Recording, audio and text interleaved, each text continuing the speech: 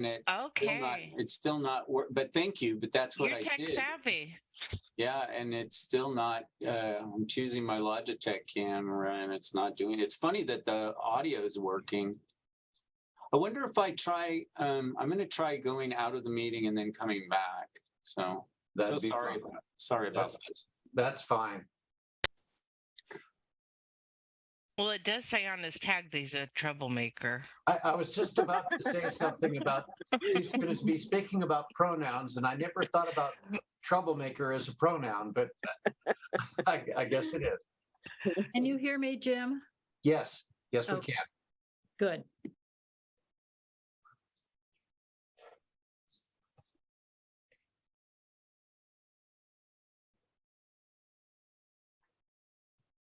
Okay, well, let's see.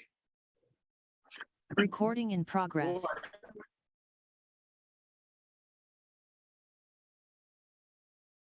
Jim, I'm having all kinds of interference going on with the visual image. I Of don't know if me anybody or else. of everybody or just me?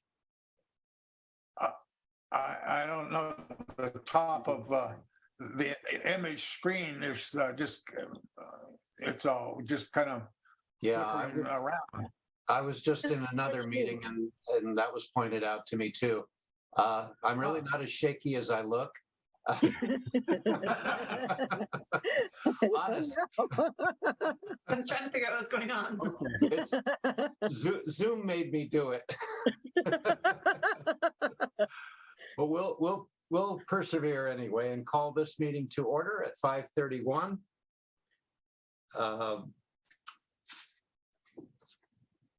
As we gather today, we acknowledge that Eureka, California is ancestral territory of the Wiyot people. We also honor all Indigenous people and territories and sovereign governments that share governance within Humboldt County, California. We gather with respect and gratitude to these Indigenous people. We thank and honor the Indigenous caretakers of this land who continue to cherish and protect it. Their elders have instructed the young to consider the 7 generations ahead as they continue to protect the rights of the land and all the people who live on it. We encourage all to align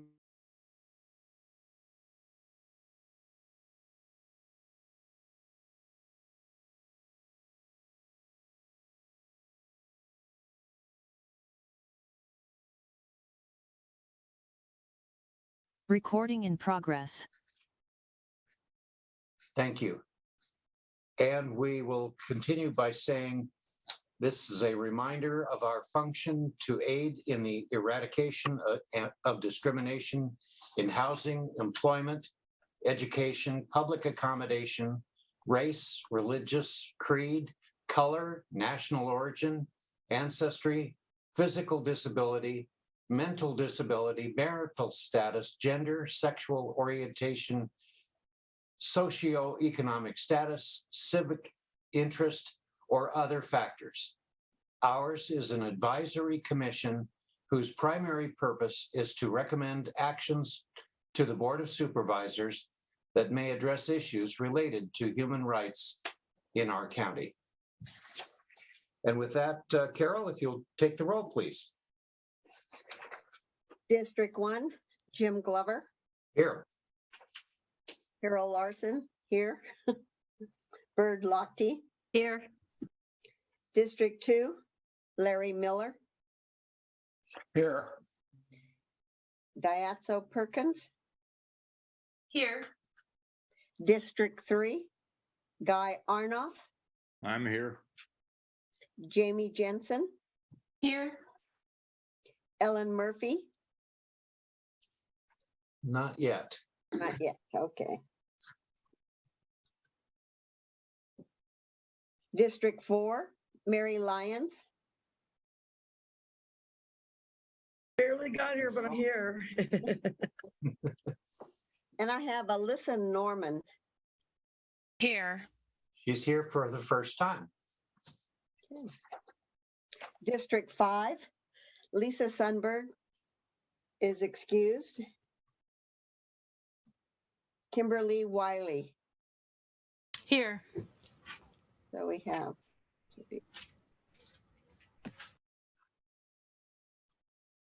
10. We have 10 present for a quorum. Okay, great. All right, next item on the agenda is agenda adjustments. Are there any adjustments that anybody would recommend for the evening? If not, we will proceed to our opening notes. And they're pretty simple tonight. I wanted to acknowledge the absence of Eddie Morgan. He has had to leave the commission, and I want to make sure that we thank him for his service to the commission. And I'm quite sure, being the person that he is, that if we have any technical questions in the near term, he would be more than happy to help us with that. And with that, I would also like to welcome our newest commissioner, Alyssa Norman. She is at the bottom of my screen. I don't know where she is on your screen. But Alyssa, we'd like to welcome you and give you a minute or two to introduce yourself to the group, and maybe just let us know a little bit more about you. Okay, hello everybody. I actually know a few of you already. Kim Wiley, hi. Jamie Jensen, hi. Jamie was one of my teachers when I was in the Master of Social Work program. I graduated with a master's degree a couple years ago. Before that, I became very interested in social justice and, going against the system. So I started hanging out in advisory boards at DHHS and learning how change happens in a system. And it just kind of grew from there once I graduated and got my job as a community advocate at Tri-County Independent Living. I couldn't help but follow the way I usually like to go, which is to continue to speak out and learn about change and systems. So I did that by joining the DHHS Behavioral Health Board and getting on the IHSS advisory board, and I've expanded to the Human Rights Commission. I am incredibly civically minded. I love social justice. I love being able to identify misunderstandings in the system and helping to inform their correction. And back in school days, the theory that was my favorite was the chaos theory. And so it was about, going in and fighting the system. But I don't fight at all. I just inform. And I am very thoughtful. So I won't be saying anything very much at first as I get to know you all and get to know the system. But when I do say something, it usually pertains to my background, my experience, and it's just meant to be, I hate to say it again, but informative. I am incredibly honored to be here. Reading the call to order touched me, gave me tingles. It made me feel very much a part of the right group, and I'm excited to see where this all goes. And we are excited to have you with us. And Alyssa, it's been a struggle getting you finally here. Yeah. Even when you knew you were supposed to be here, we didn't know it. So a couple of months late, but nevertheless, welcome to our group. It's true. It's true to I forget the saying, but it's right in line with who I am. So yeah, thank you. All right. Thank you very much for being here.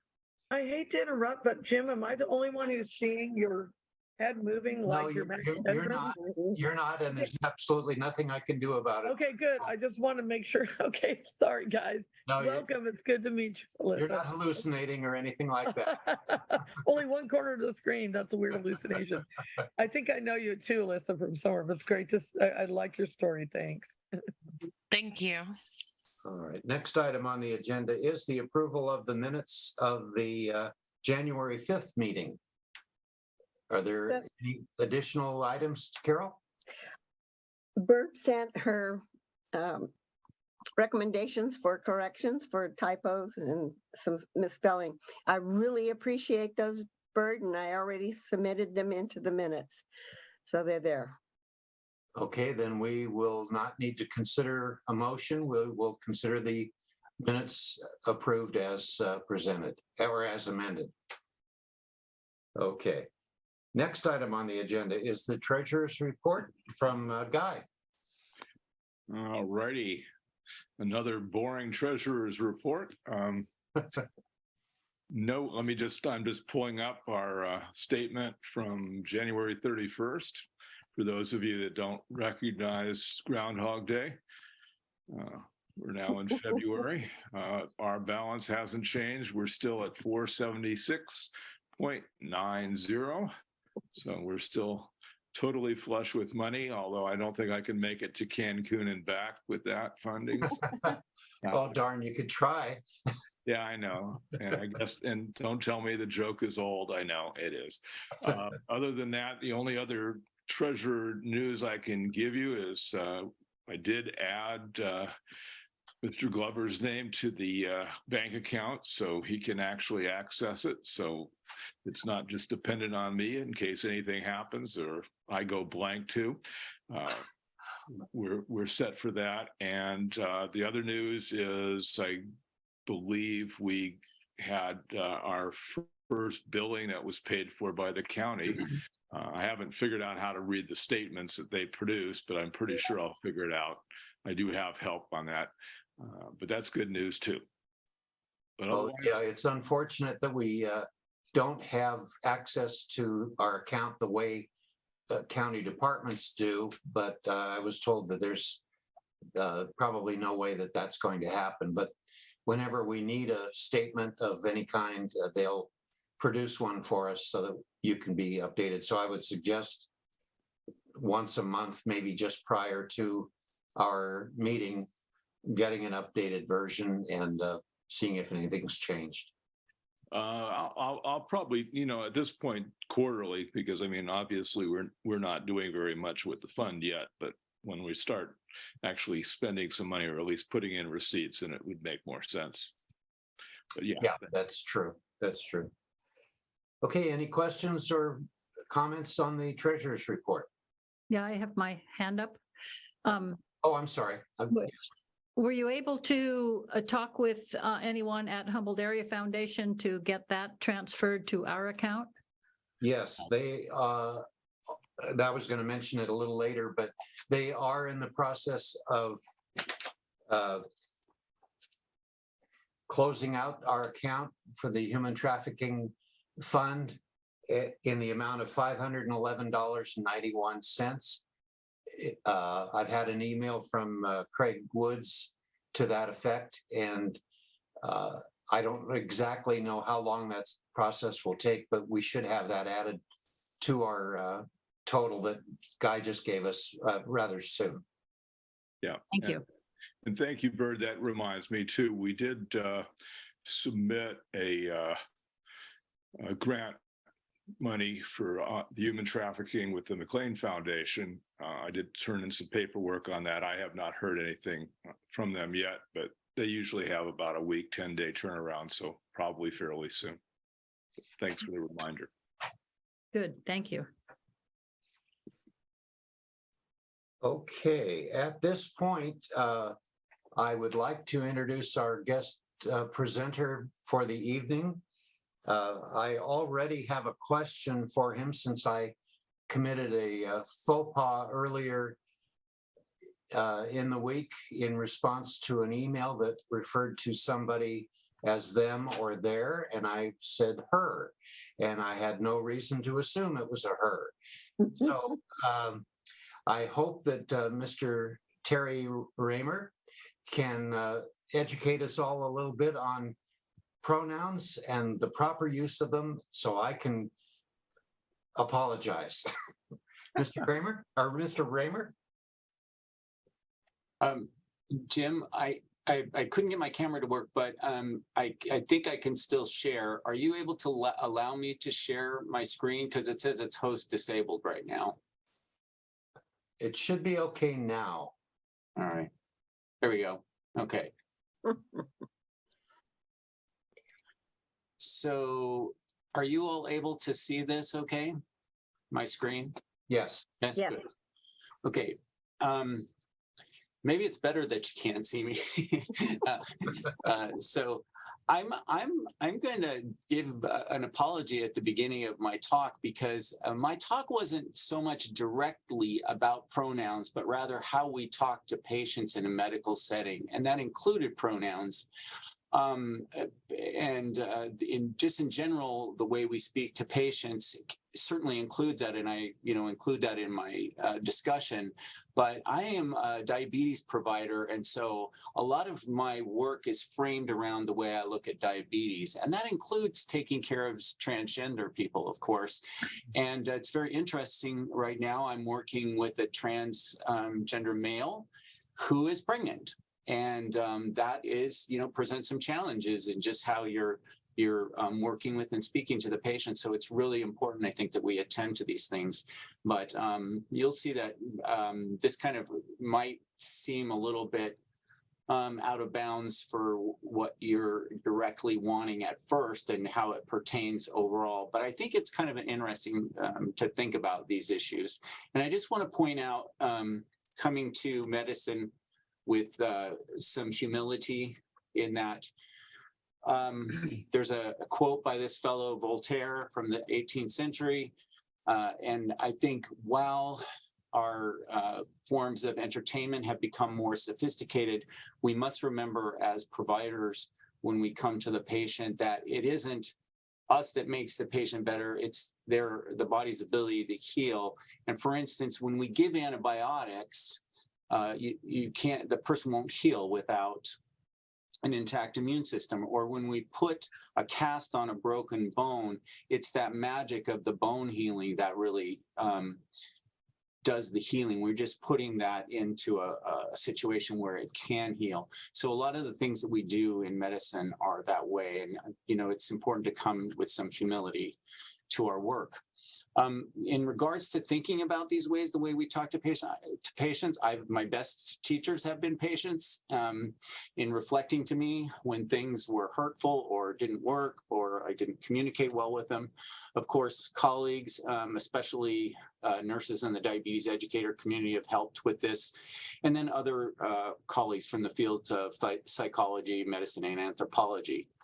You can be a teacher too. All of us can, whether you're a patient or provider or friend. We can all help, work and teach each other. And I want to be really clear, this isn't about being politically correct. It's very important. This is about, avoiding stigma and how to help be inclusive with people and work with them. So what does this all have to do with harm reduction?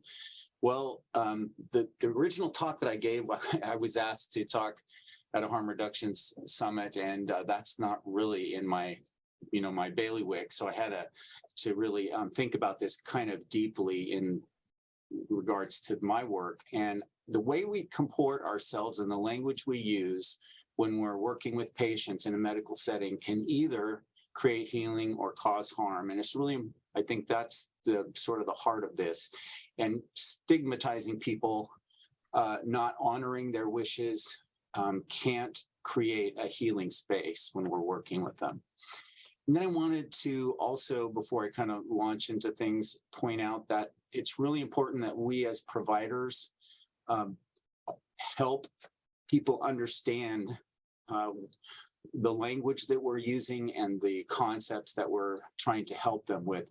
If we kind of hold on to our concepts with highfalutin words that can't convey meaning to the patient, then we're not doing them any good. And I really love this quote by Mine Deloria, Lakota writer, who talked a lot about these topics.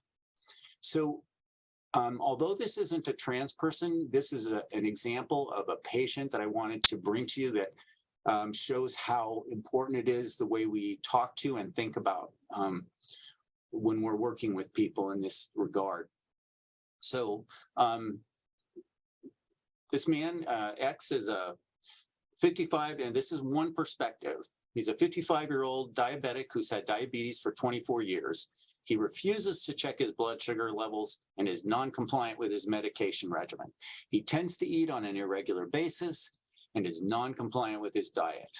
He misses appointments on a regular basis. He has numerous diabetic complications. His A1C levels, that's A1C is the level of your blood sugar, has been uncontrolled for the past 15 years. He's afraid of getting low blood sugars. Well, there's a lot of judgy language in there.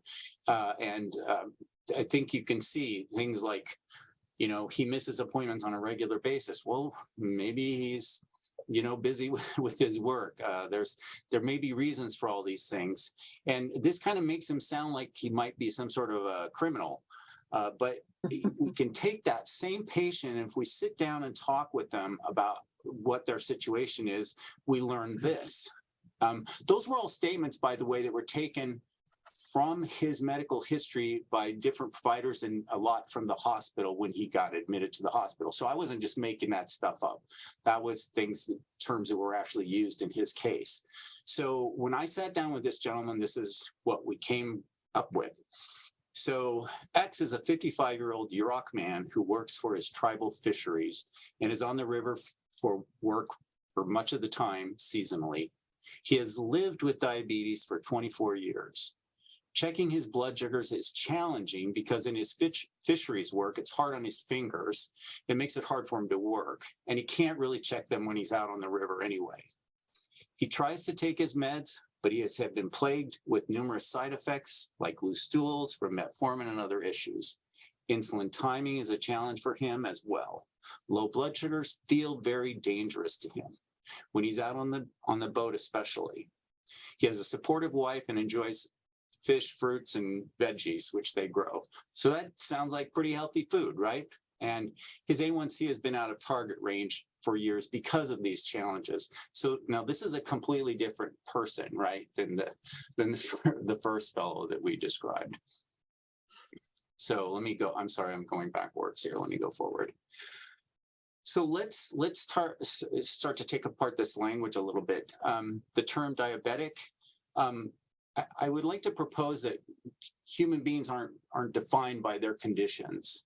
So we want to think about, you know, this is a person with the condition of diabetes. And when I first started thinking about this was back in medical school, how we talk to patients and how we refer to them. First started when I went on my first rotation in medicine to the nurse's station to find a patient. And I said, I'm looking for so-and-so. And they said, oh, the esophageal cancer, alcoholic in room 240B. And I was like, that must be the way the cool kids talk, you know, in the hospital. So I went in to talk with that man. And just to make a long story short, this man's history was rich and his background very varied. And he had been, and the reason I show this picture, he helped to build the Golden Gate Bridge and was one of the girder high wire walkers that helped build that bridge. So, but he was reduced to that term that was used for him. So we also don't call people by other diseases. We don't call people cancerics or heart attackics when they've experienced those. And I try to find out what's the person's relationship to their condition and how would we look at an alternative to doing that. So other terms that are used in medicine that I think are very harmful is to act. So this word compliance, The word compliance means a wish or command, and a wish isn't a plan, and no human beings want to be commanded to do anything.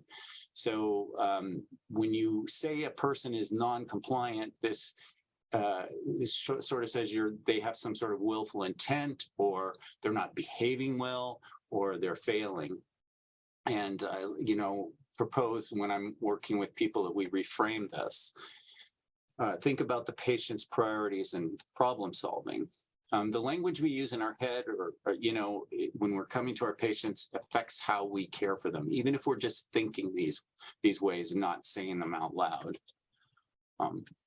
I don't think I have to convince all of you that are here about the language we use, how important it is, and not using terms like good and bad, and trying to find alternatives.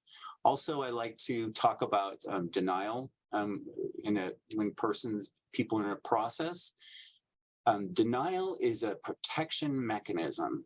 When somebody gets told something scary, like you have diabetes, it's going to take them a little while to process that. And it's our job as providers to be there to support them through that process, and then be there for them when they have their come to the altar moment, and they're ready to make some change.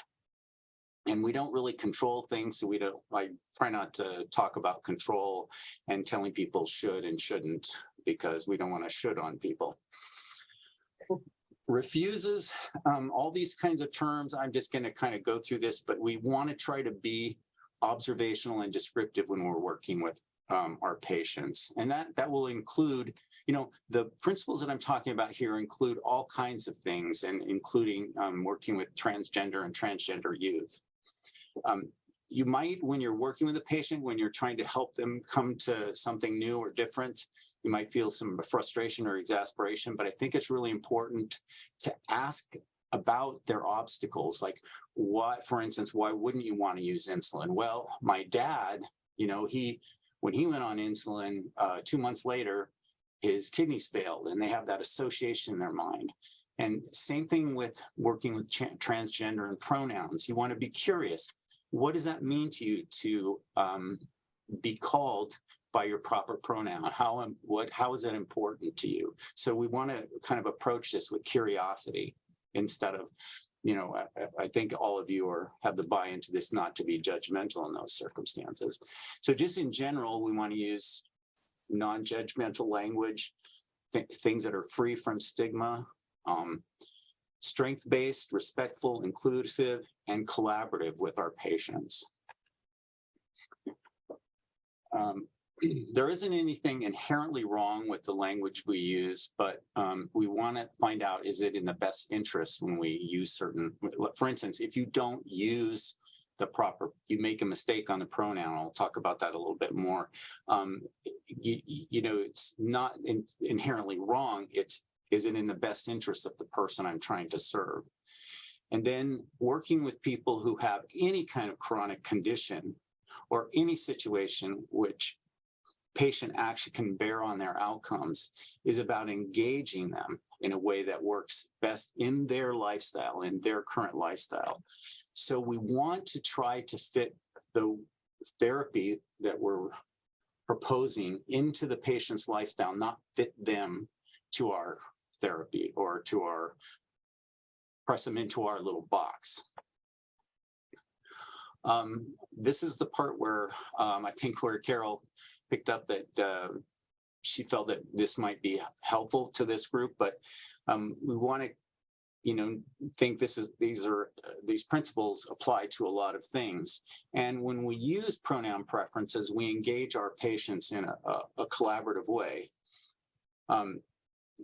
If it's they, them, or he, her, or he, she, or he, him, you find out, you just simply ask the patient, what pronouns do you prefer? And if they offer that up ahead of time, great. If they don't, you can just check in with them. Things like Zoom are great because they have those right there on your screen most of the time. I also wanted to address the O word. Many of you may have been stigmatized in this way. People, this happens all the time. And I think it's really important that we avoid that in medicine, that we don't talk about, we don't call people short or tall. You know, we strictly give the details of their height. And you might identify certain things as a risk factor, and then you come to the patient with that. But I know many people who have reflected to me over the years how it's been so hurtful for their providers to judge them in this way. And, oh, my doctor told me if I just lost weight, all my pain would go away. And that's not really helpful for patients at all. So there's other chronic conditions that are examples of this, of course, working in addiction. This whole field, you know, it's really important that we use these same principles and not stigmatize people. Sort of a mindfulness thing. So we're not the word police. This takes time. If we make a mistake, just acknowledge and correct it. No big deal. You don't have to be overly apologetic. You know, you say, oh, you know, just acknowledge it, and then you correct it and go on. And this will allow us to work with a patient in a way that we don't get our ego involved. That's true for working in diabetes as well, because you can get your ego smashed real quickly if you feel like your patient isn't doing, quote, what you think that they should do. And then you can overcome frustration and problem solve. So I think the most important key to avoiding stigma is to have this empathy and compassion. And I'm sure there are people who are working on a human rights commission all share those kind of principles. And then we're not, you know, we as the providers aren't failing, the patient isn't failing, but we're going to do a collaboration. So you can see a lot of, repetition here. I wanted to do a little follow-up on this patient. So when we got that story and we were able to start working with him in a way that helped him understand what was going on, we were able to put a little sensor on him so he could check his blood sugars that way instead of poking his fingers. And he got a lot of, he was very much empowered by that and was able to work with the way he lived to fit some therapy into his life that worked on getting his blood sugars in balance.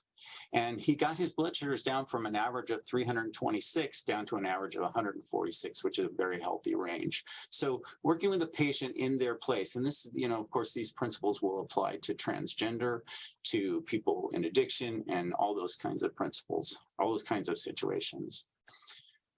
So that's my shortened version of this. I'm sorry again that it wasn't really directed at pronouns, but I'm happy to take discussion, and I'm going to stop sharing my screen here so that you can all have your gallery pictures back. And I also would like people, I invite people to, if there's any time, maybe there's not, but to give some of your own perspectives and share any of your own stories that you've had and experiences in this way, because that helps us all understand better, helps me understand better. Like I said, my best teachers have been patients. So if I could start, Mr. Raymer, I'd like to repeat the mistake that I made earlier in the week. I had an email from a supervisor talking about a person, and the supervisor showed the pronouns that applied to that person. And for whatever reason, I just assumed it was a female. So in my response, I used her when it should have been them or their. First of all, I'm curious, what there really isn't any reason why we should care what pronouns they use, is there? That's fully my belief.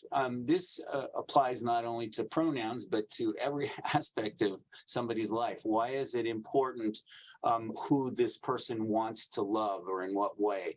Those, you know, that shouldn't really, especially in the medical profession, that shouldn't involve any judgment on my part. It's just, if that's what they want to be called, that's, you know, that I don't know how this became a problem, quite frankly, but it's, it's exactly you're exactly right, Jim. It's like there isn't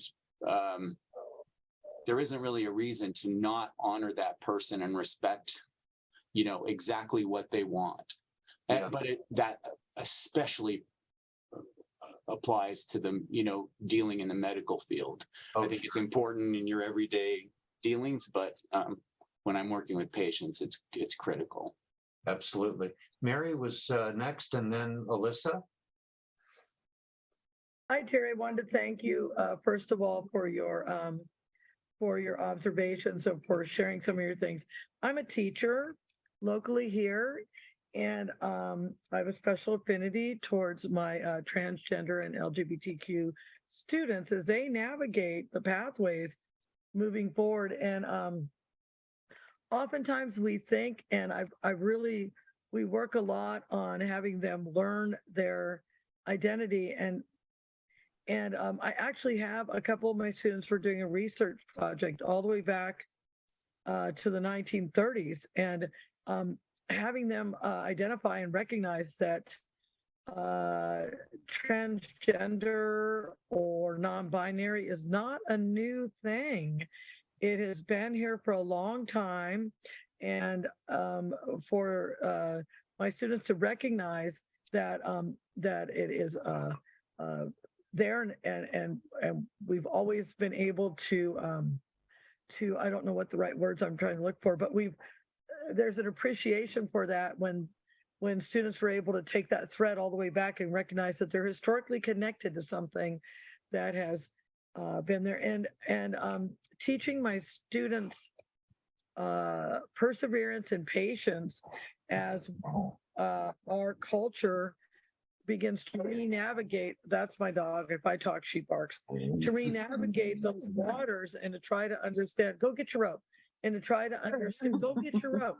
And she is. I don't. Go get your rope.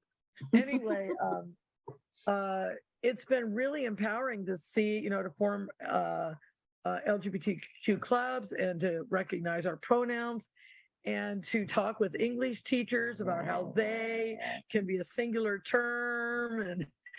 And so it's, I think that's in many ways, it's an exciting time, and we can see that it's an exciting time because of different places in our country, in our cultures where there's that little bit of a pushback because folks are a little bit,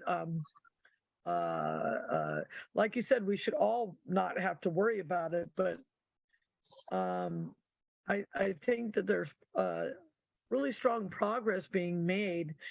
And when you express yourself and said, calling someone a diabetic or calling someone this or calling someone that, I agree so wholeheartedly that. And so I've taken to in my classroom, I don't call anyone but human now. I go, what's up, human? Hey, human. and they both start calling each other human, because that way we're not having to concern ourselves with as much as my students work really hard to navigate and mature into the identity of who they're going to be as adults. So I've even added another term instead of they, them, their. Now I say human. So that's, except for some of my students believe they're aliens. So that's another story. They tease me with that. But thank you very much. I think that was very thoughtful. And it's, I really, really, really liked your presentation as a teacher and a local community member. Thank you. Thanks. And thank you for being a teacher that has these perspectives and is this, inclusive and modeling these behaviors for your kids. I mean, that's wonderful. It's my favorite thing. I just love being a teacher. All right. Alyssa, would you like to make a comment or ask a question? Yeah, Mary, off the end of yours, alien identifying also. Yay! So I really liked what you said, Dr. Raymer, about it's in their best interest. And I kind of wanted you to go a little bit more into that if you could.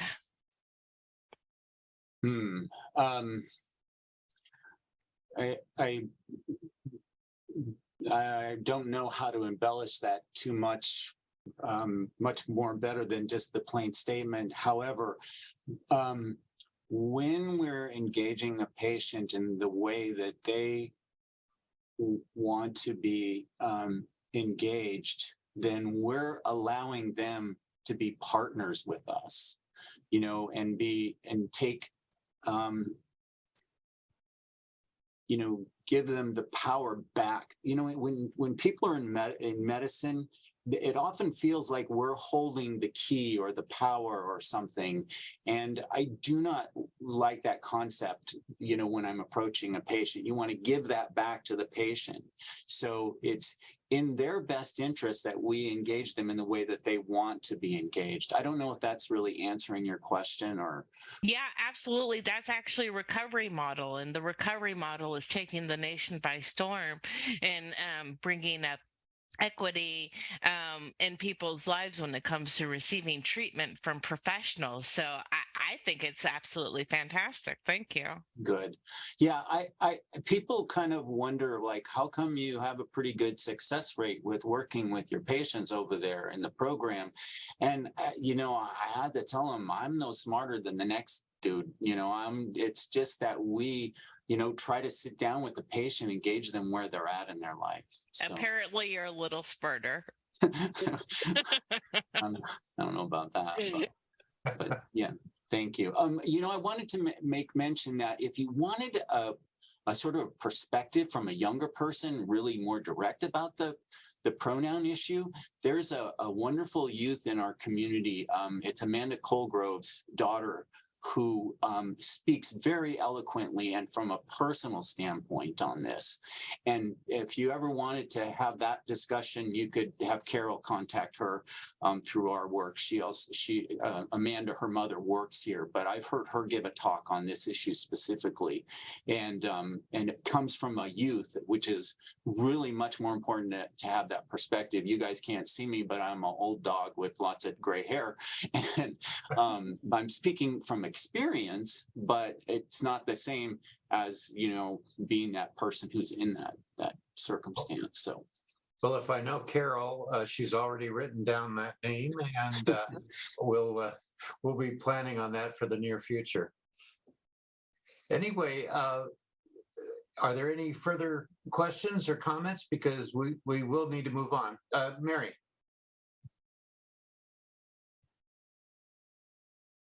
There we go.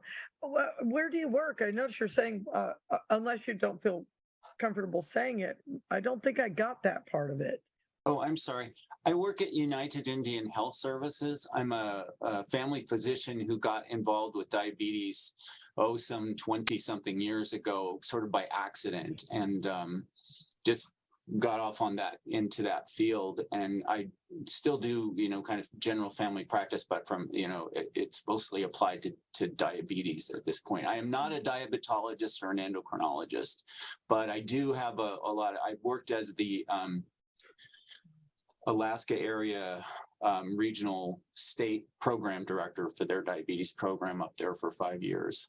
So I've kind of really immersed myself in diabetes, but it's taught me a lot about how to, work with and engage people because diabetes is one of those conditions where, people have to sort of examine their whole lifestyle. You just don't come in and get a pill and go home and you're better. You're trying to work with their lifestyle and how they live. So. Well, just as you thank me for being an educator, I thank you for being a healer. I think that it's an important thing, but I like that you don't take ownership of the healing, but you create a partnership to foster healing, and that's huge. And that's I think that is the most effective way to move the world forward. And you're a great human rights advocate for doing it. Thank you. Great. Thank you. Thanks for your comments. And Dr. Raymer, this is Carol. Hey, Carol. I want to thank you for providing the presentation to the commission. It's greatly appreciated. Very much. Of course. Very much so. You bet. Thank you very much, Dr. Raymer. Okay. Is it okay if you go on with your meeting if I leave? Is that okay? Oh, yes, we won't be offended at all. Okay, good. I have to ride my bike home and I want to try to beat the rain. So, Good luck with that. all right. So long. Good night. Thank you all for having me. I appreciate that so very much. The Thank you. opportunity to share with you. Thank you. Bye-bye. Okay, that was very interesting. Okay, item number 8 is public comment. I don't see any members of the public present, so I think we will skip over that part and go to Commissioner Communications. Under emails or regular mail or phone messages, I learned about a request for an interview from North Coast News. I will be doing an interview with them on Monday at 1 o'clock. And the subject matter is they're very interested in understanding the Human Rights Commission protocols for rapid response. And so I'm going to try to address that with them. I think the fact that we've been in front of the Board of Supervisors lately is probably why that's happening, but I'll keep you posted on that. I see Bird's hand in the air. Is this Commissioner announcements too?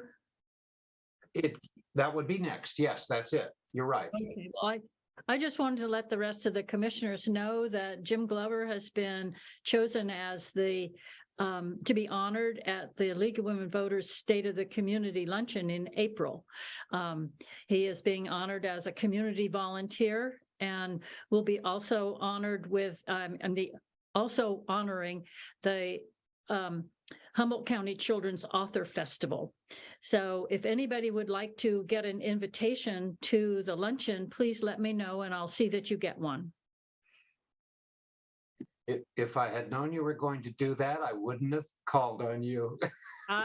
I know that, Jim, but I think everyone should know. Thank you. Yeah, I'm very honored. Okay, any other commissioner? Yes, Mary. What's that date? What date is that? April 21st. Thanks, Jim. Yeah. Do you know what day of the week? Noon. It's a Friday at noon. Well, I will be there in spirit and I will be wrangling my 150 students a day. So love you, Jim, and it's a well-deserved honor. Thank you very much. All right, any other commissioner announcements? All right, then the next item up is our message line report, and we'll start. I've changed the order of this a little bit. We'll start with the Correctional Facilities Liaison report first instead of last. So, Larry? Really, it's been incredibly quiet. We have not received any requests from inmates for to speak with us. Carol just gave me the name of an inmate that has some issues, and I'm going to listen to the message and call the Sergeant Garcia, our current liaison, and follow through on that. But other than that, nothing really to report. Okay, all right. Thank you. Yeah. The next would be for the message line from February 1st through the 15th, and that obviously would be Carol.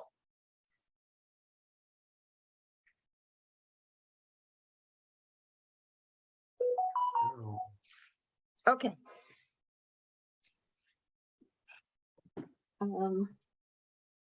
I have the message line starting yesterday. I called the message line today. There were 4 calls.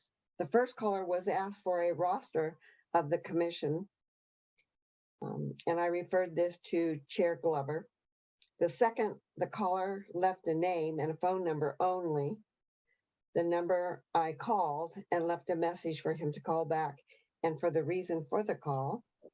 The third caller wanted to speak to the commissioner who was at the last Board of Supervisors meeting regarding the anti-hate resolution, and I gave that to Jim this evening or earlier.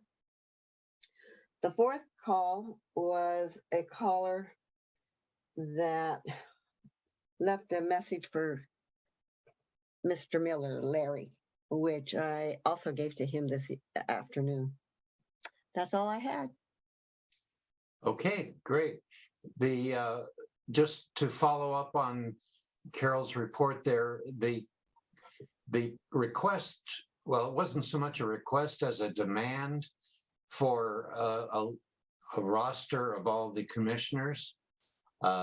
Since I was informed about that, I have already communicated with County Council to see what, if anything, we are required to provide, because the roster that we keep has your phone number, your email, and your address. And I don't think that is something we want to be sharing. But I'll have to wait until tomorrow probably to get a response from County Council before we proceed. The person that is making the demand, we don't know the reason. We also know that I know that this person frequently communicates with the Board of Supervisors and various agencies demanding any number of things. So it's not out of character for this person to do that. But we will wait until we see what the County Council advises us to do. Mary. I did at one point talk to the county secretary person that who whatever the name is, that we would turn our agendas into, and we talked about having our names listed on the county website, but nothing more, just District 1 and these people, District 2 and these people, District. And I don't know if that's gotten done yet, but that should be the only information that they should need. But we were working on doing that, and I kind of, quite honestly, had misplaced that thought until this discussion just happened, that we should have our names on the county website, I think, because we're a public governmental commission, but that should be all that we should have. So we should contact her again, and I can help you with that if you want, Jim. They should just have the list of our names in the district and nothing else at all. Yeah, at the moment there is nothing listed.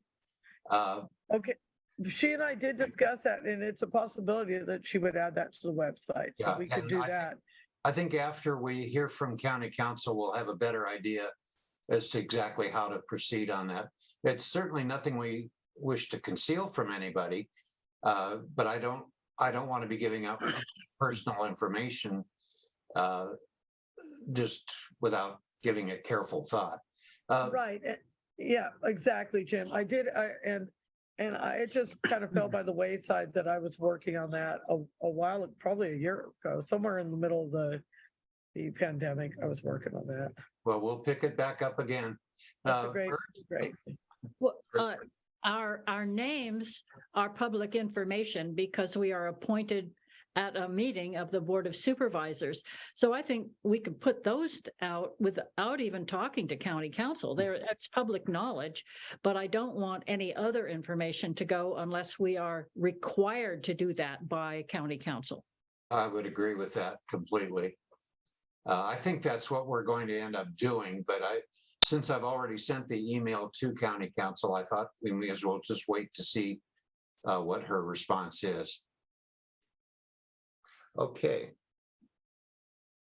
Okay, at this point, I'd like to volunteer for April 1st through the 15th for the message line. For the one relatively new and the other very new commissioners, listening to phone calls on the message line is something you should do at least once or twice per year. And so you don't have to do it right away, but we can walk you through the process, what you can say, what you should say, what you shouldn't say. And so be thinking about when you might be ready to tackle the message line. I'd like to volunteer for April 1st through the 15th. The 16th through the 30th is available. I'll volunteer for the 16th through the 30th. Okay, Kim, great. All right, now I'll go over that with you a little bit prior to your time. Thank you. All right, thank you. Okay, standing committee reports. The first report is sanctuary. Guy, is there any activity to report? No, nothing new from our committee other than I think your response that's been public, and that's about it.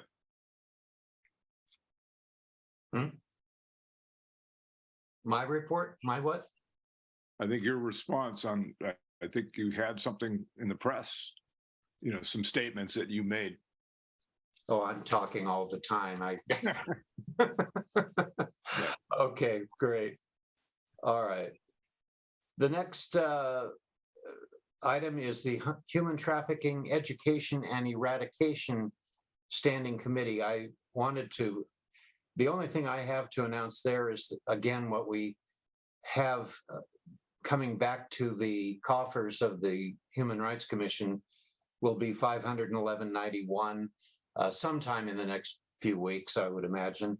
The other thing is that I would like to schedule a Zoom meeting with the committee, which is myself, Kim, Bird, and Lisa. And is there anybody that would not be able to meet in a Zoom meeting on Thursday, next Thursday at 2 p.m.? You can't?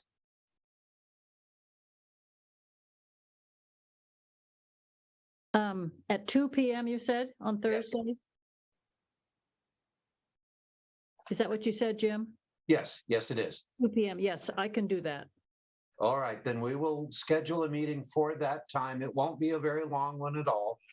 And that means because this is a standing committee, we have to post the announcement of the meeting and the agenda at least 3 days before the meeting. So that will take place, and I appreciate your time. Now, item 11 is ad hoc committee reports, and the first one up is cultural awareness. The committee members are Carol, Larry, and Bird. Is there a report? No. I've been very busy, but I would like to schedule one now that we have everyone available. Okay, go ahead. We can maybe put it together right now. Okay, so for Larry and Bird is next Thursday. Oh, you're going to be on the 9th, February the 9th. That's at 2 o'clock. Yes. Is Friday available, Larry and Bird? Yes. It is for me. Yes. How about 10 o'clock? Yep. Okay. So that would be 2/10/2023? Yes. Okay, do you need help setting up a Zoom link, Carol? Yes, I do. Okay, I'll set it up for you, and then you guys can, I'll probably sit in on it since I'll do that anyway. Okay. Okay. All right, thank you. Next item up is the Homelessness and Behavioral Health Ad Hoc Committee with Guy, Carol, and me. Well, we met on the 19th, about a couple weeks ago, and had an interesting conversation. Among the things we talked about and need to put together is some recommendations to the board, kind of a follow-up to our letter of more than a year ago now, asking, among the things we talked about was an accountability report, discussing their fiduciary responsibility for oversight. And we did talk a little bit about the village project and a little bit about AHA and their discontinued showers and what's going to replace it in the future.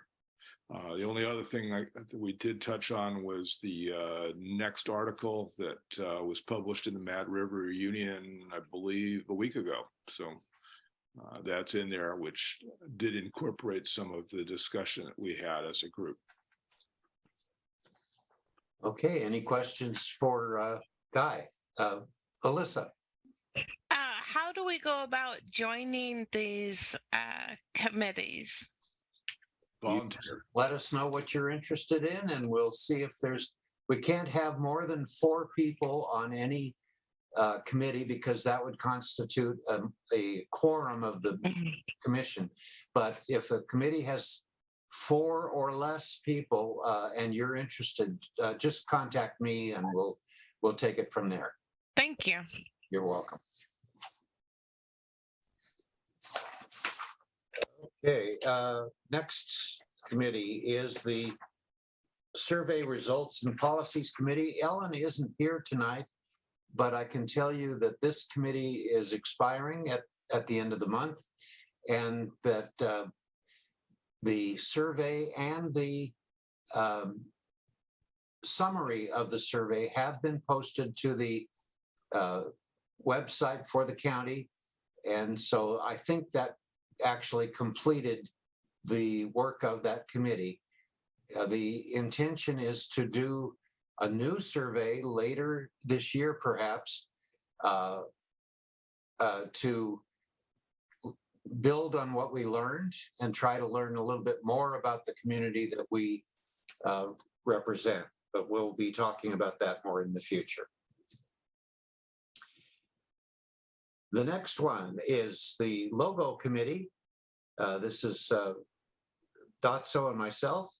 And Dotso, would you like to tell us where the heck we are? Yeah, so we received quite a few logos back. Jim and I wasn't at the last meeting because of the power outage situation, so I'm not exactly sure what everything happened, but Jim and I had chosen 5 logos that we thought represented us best, that worked for us best, and then everyone wanted to see the logos. So I believe everyone hopefully has received the logo files through email. And Bird, I sent them, I forwarded them to you again in case you didn't get to see them. Did you send them today? I did, yeah. Sorry, it's been a busy year. I haven't had a chance in the last few hours to take a look, but I will. Okay, yeah, so everyone should be able to see them now. If you can't, let me know and I will email them to you again. And then Jim, I also forwarded the redos that we had requested from some of the graphic artists. We have not received. I got the email, but I didn't see any attachments to it. Okay, they should be in there. I can see them. So if you don't get them, let me know and I will send them again. I'll take another look. Okay. Yeah, and so I did not receive the redos from all of the artists that we had requested, and that was partially my problem. I wasn't receiving notifications from that email address, and I didn't check it consistently. So Jim and I talked about looking them over and making a decision before next month's meeting. Okay, Mary, do you have a question?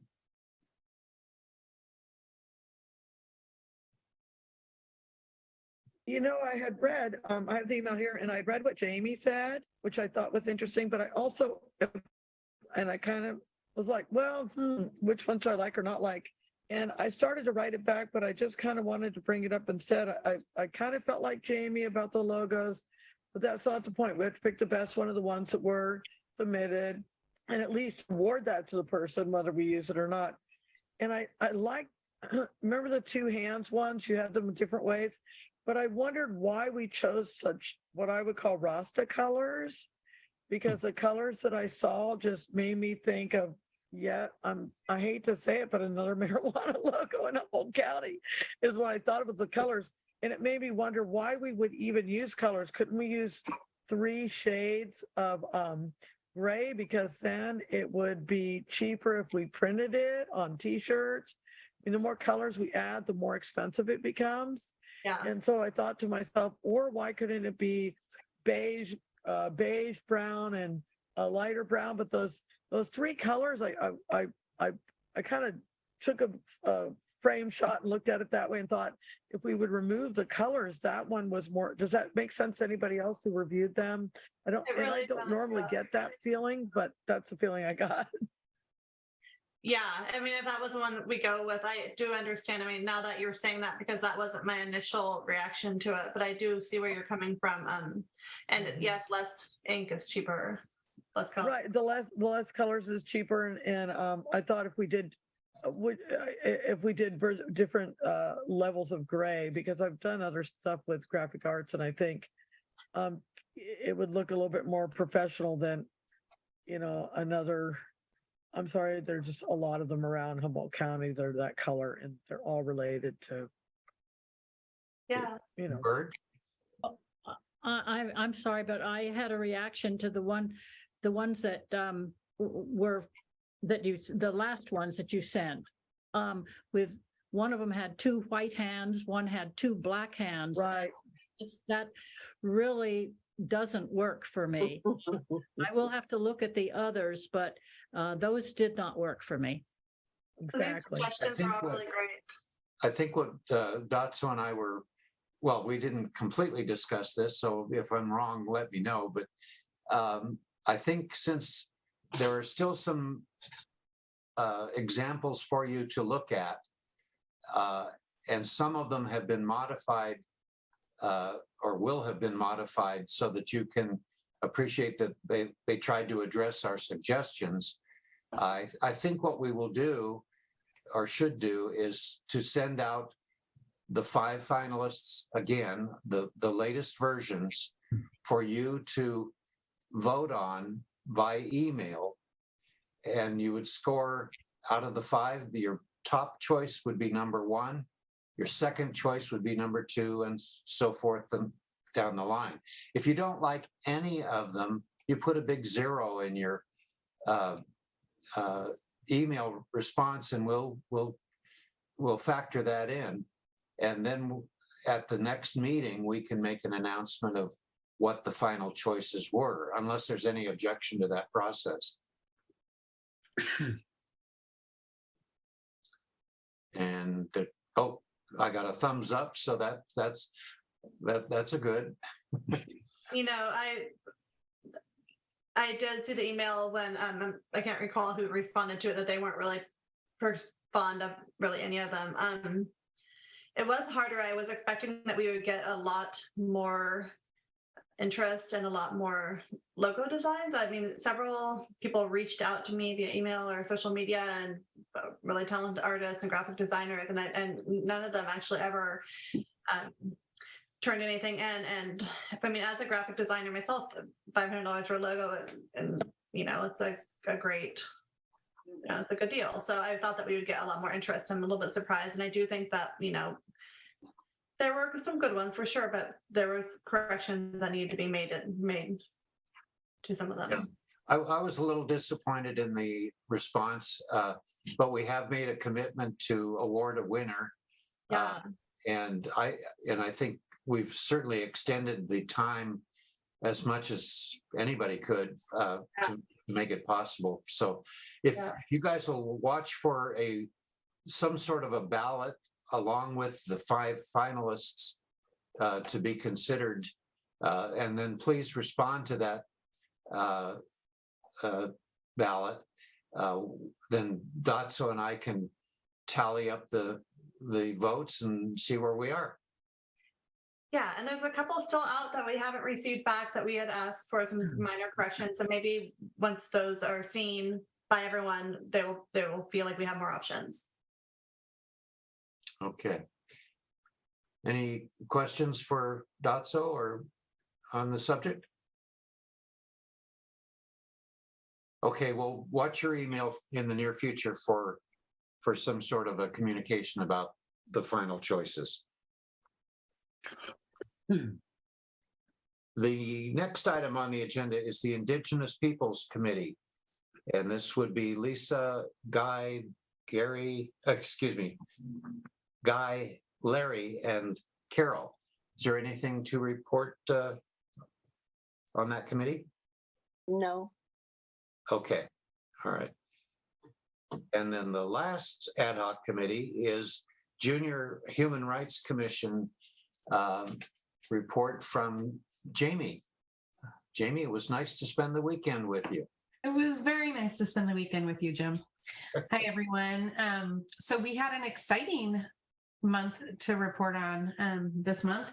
We did hold our poverty simulation on Sunday at Cal Poly Humboldt, and we had 11 teams join us, 3 adult community volunteers from the Girl Scouts, 3 commissioners were there. So myself, Bird, and Jim all attended and volunteered to help facilitate the event.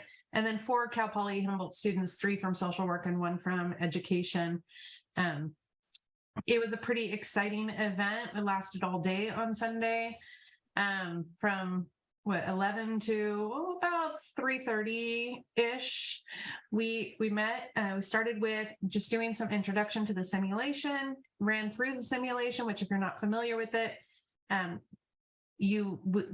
the participants experience simulation of living a month in poverty. And so they go through 4 15-minute weeks. They're assigned family dynamic and scenario, and there are volunteers around the room who act in the role of community service providers. So it was great. The kids took it very seriously, as did the volunteers. Following that, we've had an amazing, what I would say probably, I'm a pretty big group facilitator. I've facilitated groups for a long time. And I would say it was one of the most powerful intergenerational conversations on human rights I've ever experienced. Mm-hmm. It was just really great having a lot of different perspectives from different age cohorts and really coming together and everyone listening. So that was really powerful.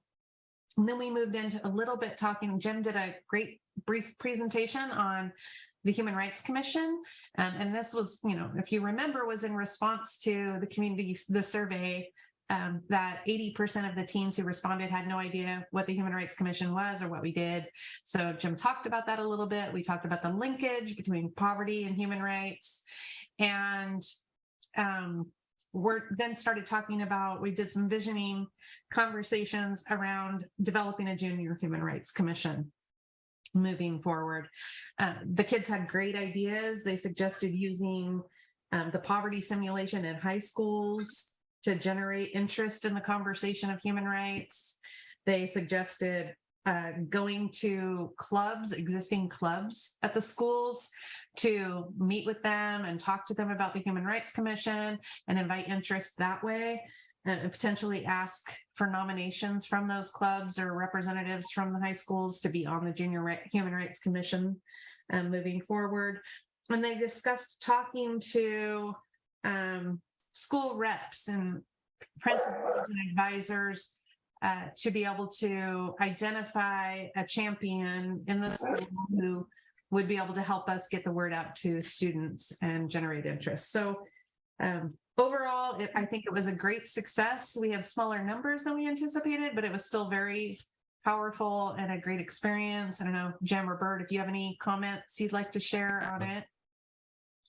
I just would like to say that I was very pleased with the interest that the kids showed and the questions they had and their reactions to the simulation. They were really interested, and they seemed particularly interested in knowing more about human rights and how they could do something. So I think it was a very successful day. I would follow that by saying I agree completely.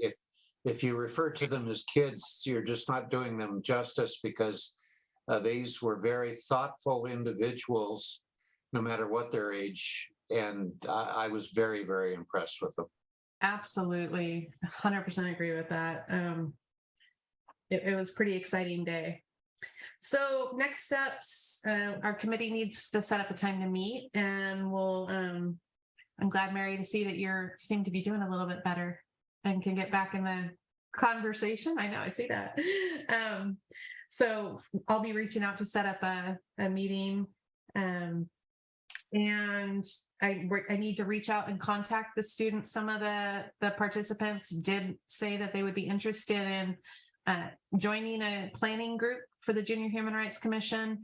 I've also had interest from other people when I've talked about what we were doing this weekend. They said, oh, I know it's some teenagers who would be interested in that. So I'm going to do some recruitment to get a group of teens together to start doing some of that planning. So it really is a teen or a youth led initiative. And then I'm going to draft a letter. That's one of the things I'd like the committee to help me with, is draft a letter to school representatives to solicit some buy-in there. So those are the steps for this month. Mary. Thanks, you guys, for doing that. Yes, I'm feeling a lot better. One of my favorite things to do with my students when I go over the Bill of Rights is, of course, Eleanor Roosevelt and the Bill of Human Rights, and asking my students to develop a Bill of Human Rights, like what are, so it's really, and I find that students aren't, they're like, what? And then they really start to get down to brass tacks. So I'd really like to, Jamie, reach out to you and find out what model you use, because I feel like I could adapt it a little bit to my junior high classroom, my U.S. history classroom. So I'll send you an email after to say, hey, what did you do? So I could kind of create a lesson plan around, or a week around that, because I think that'd be pretty fun for the kids, or not fun as much as thoughtful, because what are the air we breathe? We have the right to have clean air, everything. It's pretty interesting. Thank you. And thank all of you for doing that. Yeah, absolutely. Like, it was a pretty cool day. It was. Jamie, I don't know if you already know this, but Joseph, who was one of the facilitators, is interested in not only working with the development of the Junior Human Rights Commission, but also in assisting in some way the Human Rights Commission itself. Okay. I haven't given him any particular line to follow yet, but it was very nice that he was very interested in doing that. Great. He'll have to do a master's project too. Maybe he can help with the survey. That would be a great time. Yeah, absolutely. Yeah. Well, thank you very much. I really, again, appreciated Burden and Jim coming out to help and represent. And I think it was just a very dynamic and exciting day. Thank you for having us. Okay, next item on the agenda is unfinished business. And we have one item under this, and it takes a little bit of understanding to see where we're at to make sure we know where we want to go. But a couple of months ago, Sean McLaughlin of Access Humboldt suggested that we could communicate some of our ideas by way of some publicity or programming or PSAs through Access Humboldt. One thing has evolved, one thing after another has evolved since then.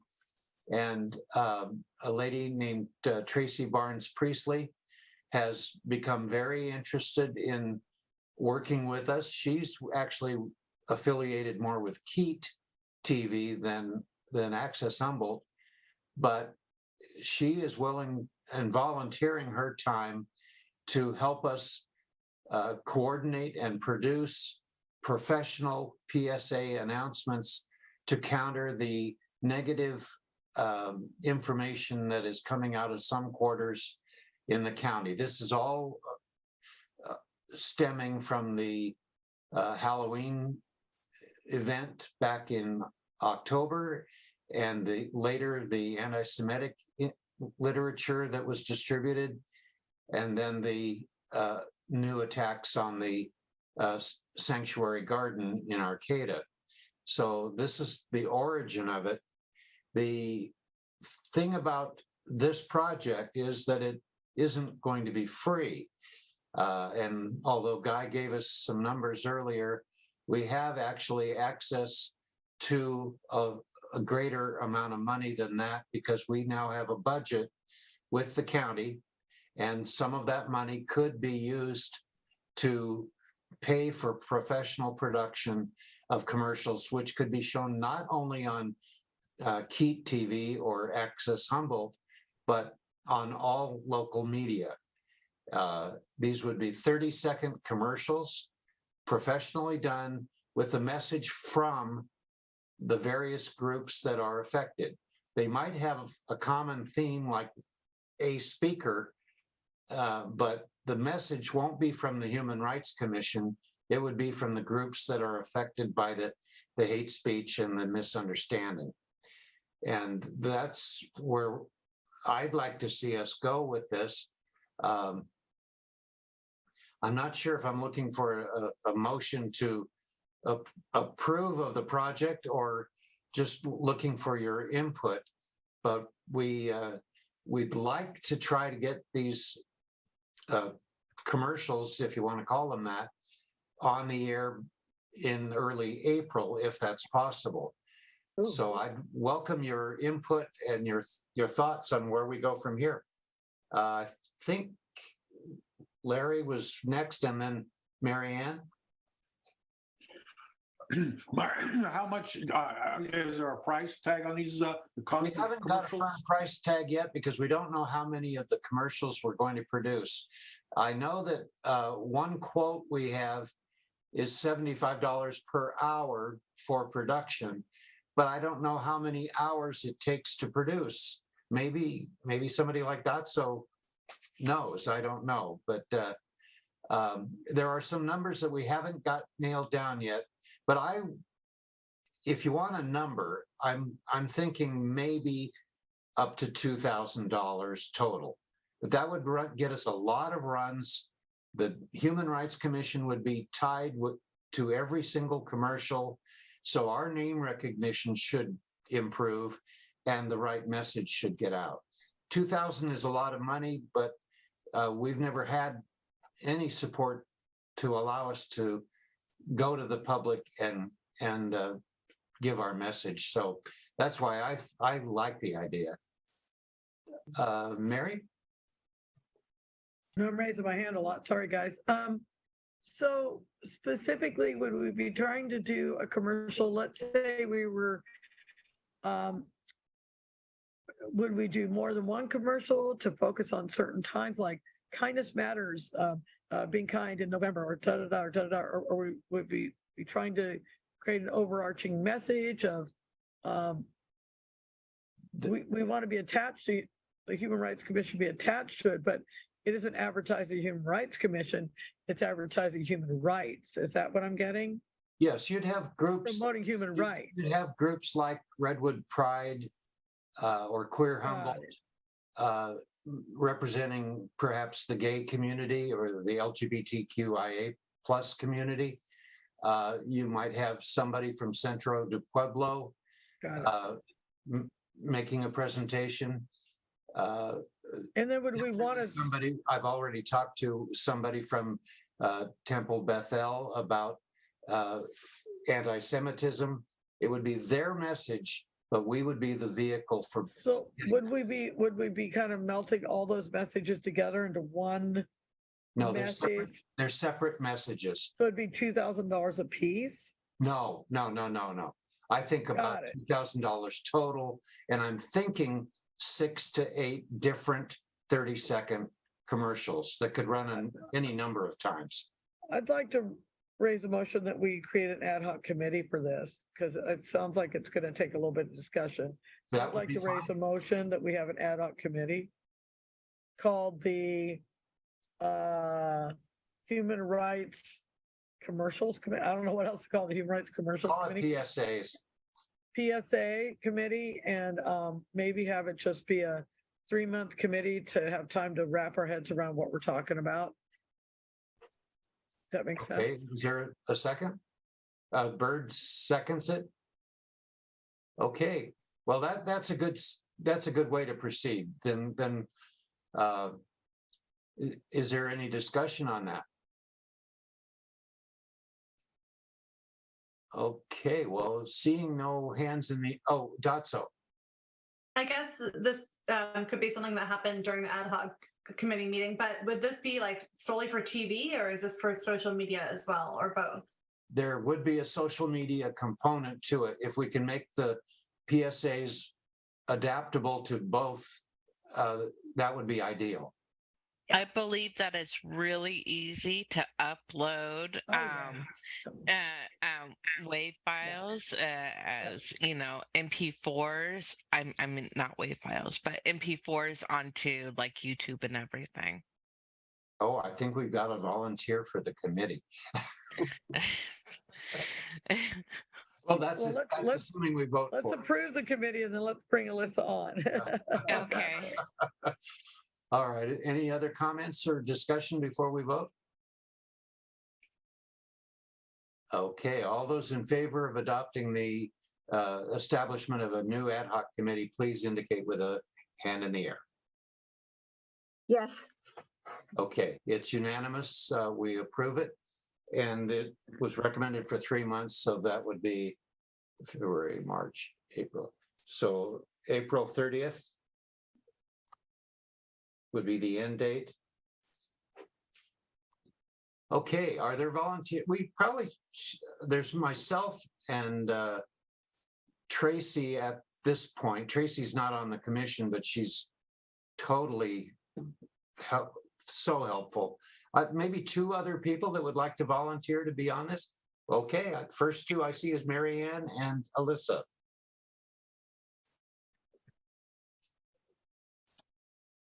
Okay. Also, Jim, for the committee, UIHS donates money to Keep TV. And because of that, we have slots that are available. Plus, they will also develop PSAs for us. Great And information. And if we could use maybe a Native American portion for that. And it's already paid for because if it comes through UIHS. Well, let me get together with you after the meeting or someday in the next few days, and we'll talk about the details of that. That's a very good suggestion. Okay. Well, thank you guys very much. We'll keep you informed as that project goes forward. I think it's really a very positive thing for everybody concerned. Okay, under new business, item number 13. I have a hunch we're not going to have Title IX issues related to the Hupa tribe because Lisa is not with us tonight. Is that correct? Yes. Okay. The next item was economic and human effects of Soham cannabis collapse. I think Guy probably has at least a starting point on this. Yeah, I asked, and Patty Ray said she would be willing to speak to us at the March 2nd meeting. She's been a nurse down in Soho from, I guess, for about 50 years now. And most of her focus primarily has been in housing, which will be fitting for us too, because we've spent a lot of time dealing with the homeless question. But she's also very much aware of conditions that have been taking place in Garberville and Redway and areas south of us. So, and again, this is one of the interests, especially with the McLean Foundation, that we spend more time on the Eel River Valley area than we probably have in quite some time. So looking forward to having her there. So she's already accepted for March 2nd? Yeah. Okay, well then we'll make sure. Would you get me her email contact information? Yeah, no problem. Okay, thank you. And the last item under new business was to raise the question of actions related to the sanctuary garden vandalism. We didn't respond with a fresh, rapid response this time, partly because it's happened several times before. Not that that's any excuse, but is there something that the commission feels we should be doing now that we maybe haven't done in the past? Guy? Well, I don't think it's something we haven't done in the past, but I think it might be a good idea to re-invite some of our local law enforcement people to talk about what's happening.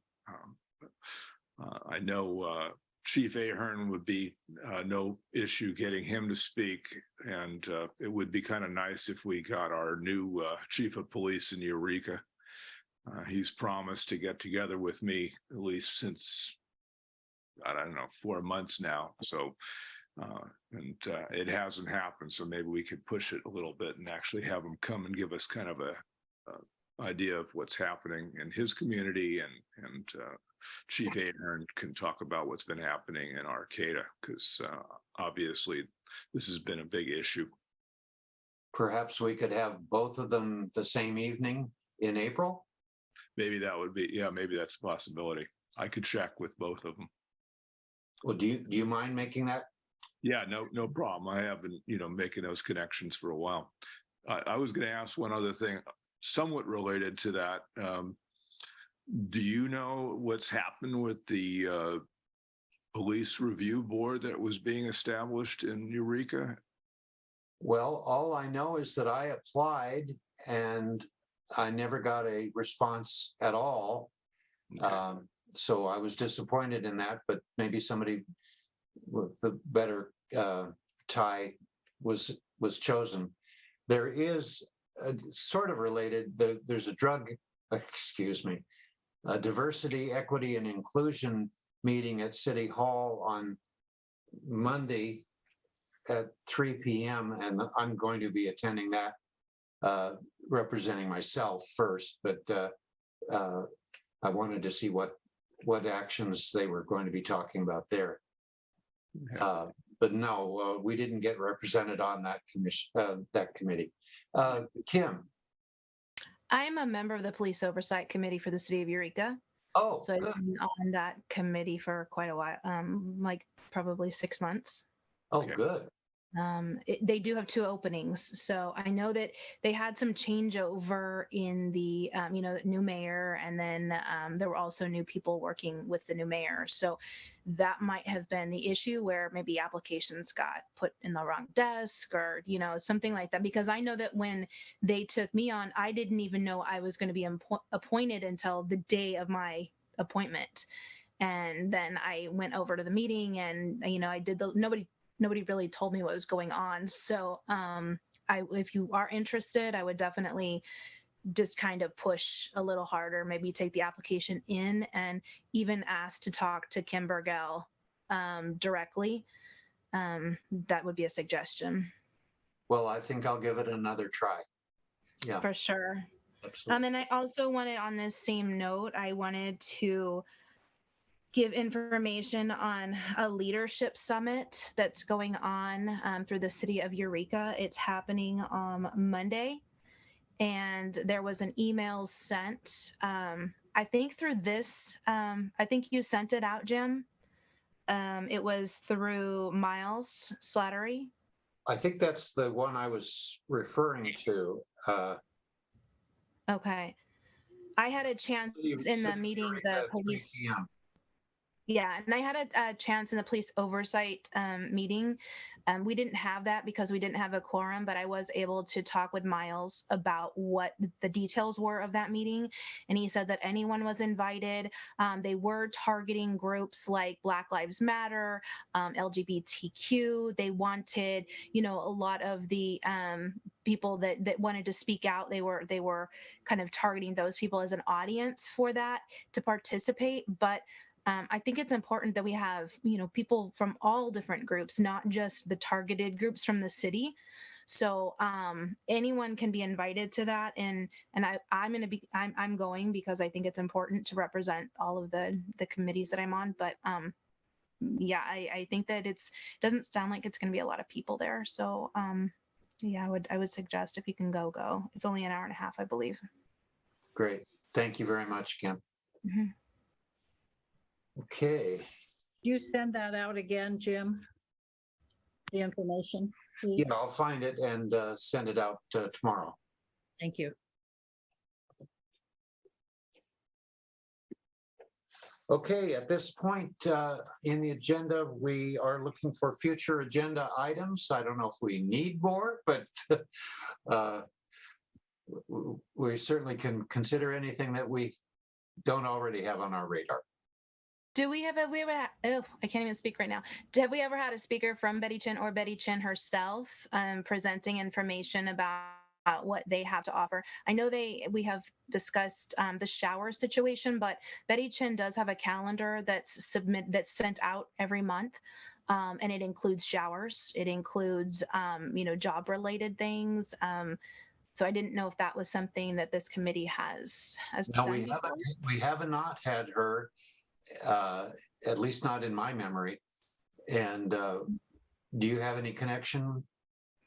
Yeah, I can reach out to them. I also, if you'd like, I can send the February calendar for that includes the shower situation. So anyone has access to that if they're homeless. Okay, great. Well, And- yeah, please do that. If she was available, the next opportunity would be April for her to make Oh, it'd be May. Excuse me? Would it be May, wouldn't it? And you have police chiefs and No, we have yes, you're right. You're right, Larry. It would be May. It would be May. Would it be okay if I can't get Betty Chen for that date, the Arcata House, have we had them present information? No. So I think Arcata House is important. I recently this weekend had a situation where a whole bunch of people came and started putting a camp outside my front door, basically with a trailer and cars and babies, and it was pretty chaotic. And I called out CHP, and we were all working to get these people to the right place on a Saturday. And Arcata House is the only agency I know of that allows trailers. They do have property in Arcata. And so I went out to the Arcata House facility on Saturdays so that I could see the process. And I think it's a really good resource that we should all be aware of for people who need immediate assistance. There is an application process that is fairly easy, but it does take a little bit of time, maybe a few days. So is that another agency that would be helpful to us to have as a presenter? Oh, I'm sure it would. I'm sure. Okay. We just have to make sure we're spacing them out so we don't overlap. Okay. So if I work on the May meeting and I get either one of those presenters, that should be fine. Okay. Yes. Just let me know who it is and how we contact them. Got it. All right. I don't know who was next. I'm going to go with Alyssa and then Mary. Okay. Kim, based on what you were saying, I was thinking of the Humboldt continuum of care. Instead of having one organization or another, what if we invite Robert Ward to give a presentation, or another head of the continuum of care to give an overview of homelessness services in Humboldt County? I don't know if you guys have ever done that before. That's actually pretty vast with the information from him. But I think there was I believe there was a presentation or a meeting. Was there a recent meeting? Well, they haven't had an executive meeting recently, but there was a recent. They do bi-monthly meetings, Mm-hmm. and but yeah, because I think actually,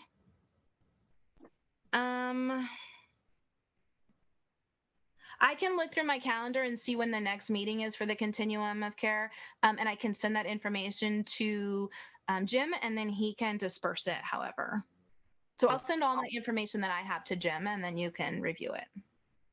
Okay. And then perhaps we won't put them all in May. We may have to spread it out so Right. so they all get heard. Right. Mary, I need to leave, so I think we're almost finished, but thank you, Carol. Mary, go ahead. Two quick things. No, I think that the most pressing one is, I think listening to the conversation and several conversations, I think it might be time for the Human Rights Commission to do more with getting resource information out that is not in paper format. I think it might be time for us to provide links on our Human Rights Commission page so that we can easily send people and say, hey, go to the Human Rights Commission page, and there could be hit this link for all the same things that we've had on our resource cards all these times and more, because we're saying, oh, there's this application to do, there's this to do. And we've kind of had our information be on the cards that we gave out. But I think that we've moved into, you can be homeless and have a cell phone and go to the link. I mean, it's the faster way at this point in time. And I feel like listening to all this, and it would allow us to reach farther than just cards sitting somewhere. It was just a revelation I had sitting here going, wait a minute, we should be able to share all of these links out easily, and or all of these ideas out. I know Betty Chin, I know all these wonderful people, and I think that it might be time to digitize that so that, and so that was my first thing. My second thing is, why can we only have one guest speaker a month? Why couldn't we have 2 people speak in a month? Why are we pushing them so far out that we're not talking to someone until April or May? Because it's 10 after 7, and if we doubled up, we'd probably be here till 7:30 or 8 o'clock at night. That's a call that I'm willing to make, but I don't know if everybody else is. So the whole concept of guest speakers is relatively new, and I think it's wonderful. But it's hard to get everybody at one time. But no, I feel you. I just wonder, because I was like, gosh, to push somebody that we want to get information on next month to March or April just seems. It seems like eons away. I know. I know, and then by that time it's almost a moot point, and we've moved on. Yeah, so that was just. But I would be glad to help digitize and get our links up. I would encourage everybody to take a look at the humboldtgov.org website and look for the Human Rights Commission and tell me what you think is there and what you think is missing. And we can have this on the agenda for the next meeting, and we'll talk about it. That's our new business next month. There you go. We found an agenda item. Absolutely, and that's a good one. Bird. I got something in the mail about the new the changes in the Brown Act, and it seemed to me that they were saying we need to start meeting in person in March. Is that true? I have not heard that. I've been expecting something to happen like that, but that's happening with the behavioral health board at DHHS. This is February is the last month for meeting on Zoom without special exemptions. Well, the county's going to have to find a place for us to meet, and unfortunately, there's usually, although tonight's not a good example, usually on Zoom we have more participation that way than we do in person. But anyway, no, I didn't know that, Bird, and I'll have to check it out. They are allowing for hybrid meetings, and they are allowing for participation from the community, but then we would have to have a special we'd have to have a computer and an owl, and the owl is really neat. It's for online hybrid meetings. So there's a lot to look into. It's all above my head.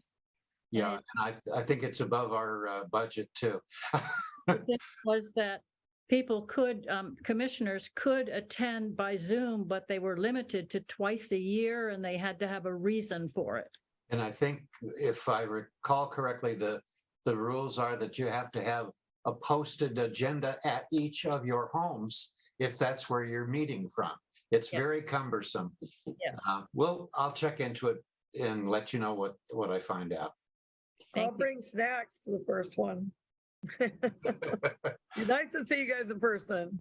If I we got- if we All right, switched well- our time, maybe we can move to DHHS Pro Building. They have a full setup with the owl. Oh, I've seen that before. Yeah. Well, If they're open after 5. talking to Connie Beck about that. All right, folks, unless there's any other business, I think we shall call this meeting adjourned. And thank you for a very productive evening. Thank Okay, you, Jim. have a nice evening. Thank you. Bye. Bye-bye.